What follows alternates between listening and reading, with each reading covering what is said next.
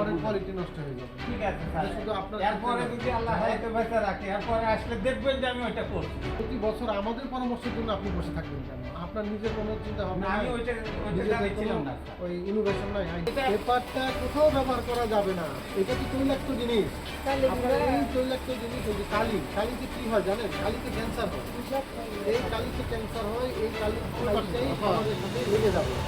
ঠিক আছে কিনা? কথা বুঝতে পারছেন? আপনি এত সুন্দর করে রেখে দিচ্ছেন, আপনি ভাবছেন যে এই খাবারটা পরিষ্কার। কিন্তু আইন অনুযায়ী এই খাবারটা পরিষ্কার নাই। বুঝতে পারছেন?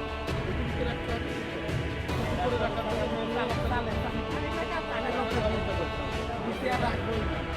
এই ইনস্টিটিউশনে একটু প্রে করবেন।